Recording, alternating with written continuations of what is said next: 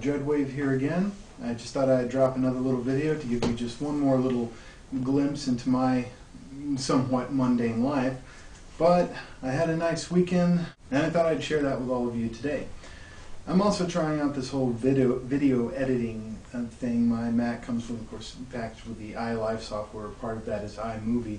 And I figured since I've got it, I might as well try it out. I was lucky enough to find a program that will actually convert the video files from my camcorder to format that iMac recognizes. So we'll see what happens. 2 weeks ago was Mother's Day, and of course I'm fairly close to my parents, and so I wanted to celebrate it. But unfortunately, it happened to be the week before finals at university, and I was pretty bogged down with that.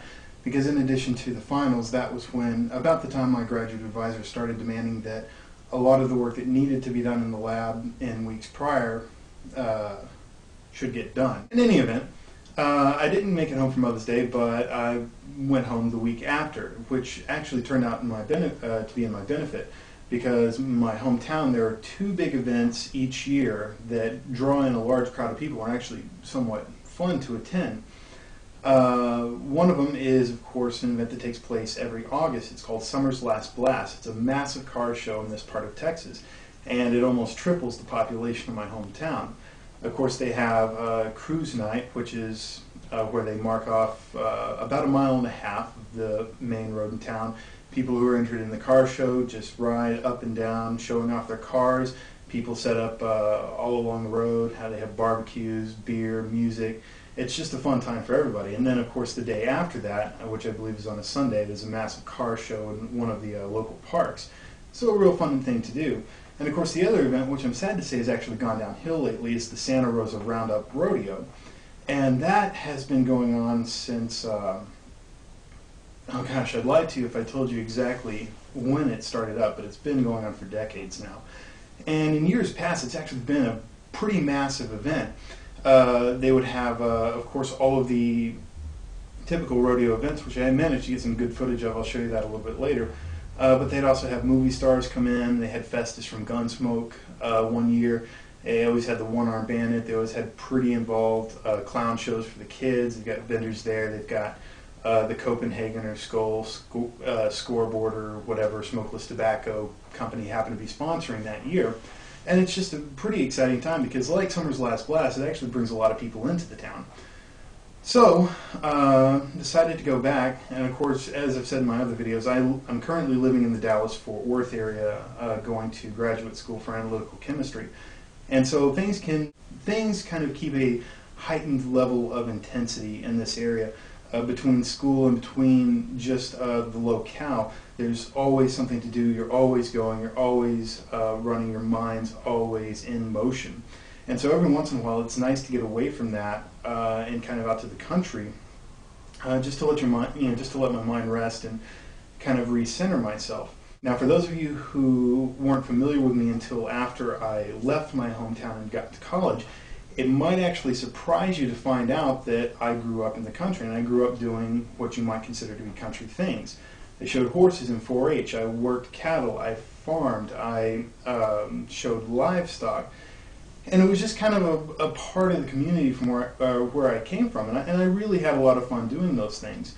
But of course we all grew up, our interests kind of fade away from where they once were, and I ended up doing some things like, I did CX debate in high school, got into the sciences, of course, got up to college, kind of rediscovered myself there, and sad to say that my interests have kind of deviated from where they once were back when I lived with my folks.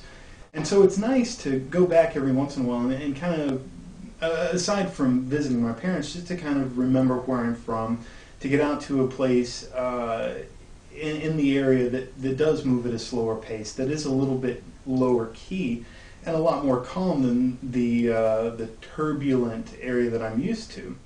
And so I just thought I'd share that with you and give you kind of an idea of what that looks like. The home place has kind of a rustic feel, and that's something that my dad has invested a lot of time into maintaining. He has a green thumb and he exercises it pretty well. They've been getting a lot of rain in the area lately, and so it's been a little less work on him. And of course, it stands in contrast to the normal browns and yellows that most people see when they drive through the place. But of course, that does help to add to the ambience of it all. Well, I say ambience, but just the atmosphere. This is a scene from behind my house looking to the north. And on a clear night, you can actually see the lights from the town about 16 miles away across the river. It really is a beautiful place and it has its own charm. It's the kind of place that you can just sit and forget about things for a while. You know, those are two Adirondack chairs that my dad built a couple of years back. And here's a shot looking down the road. I don't have any shots of the house because it's actually suffered some damage from a hailstorm recently. And of course we have our dogs. There's Spanky, our blue Lacey. There's our camera shy border collie, Buddy. There's our German Shepherd mixed with something else. His name's Roscoe. And then of course we have the queens of the house. This is Tudor, one of our miniature Dobermans. She's the neurotic one of the two. And this is Lola. There's a funny story about her name. I may tell it a little bit later, but she's the feistier of the two. She's still pretty young. And of course, this is in one of her calmer moments. And I really do like Min Pins. They have their own distinctive personality, and they're just fun dogs. And one of these days, when I actually have the time to take care of an animal, I plan on upgrading to a full-size Doberman Pinscher. So Saturday night was the last night of the Santa Rosa Roundup, and my dad and I that morning just happened to get the offer to go. And it occurred to me that I hadn't been to the rodeo in a good 10 or 12 years. As I said before, it's one of the two major events in my hometown, so it was kind of odd that I hadn't gone, because it is just fun. And so Saturday night, my dad and I loaded up. We went on over to the Santa Rosa Rodeo grounds. We had some nice box seats under the grandstands. We were only about 20 yards from the actual arena. But let's take a look and see what all was going on there.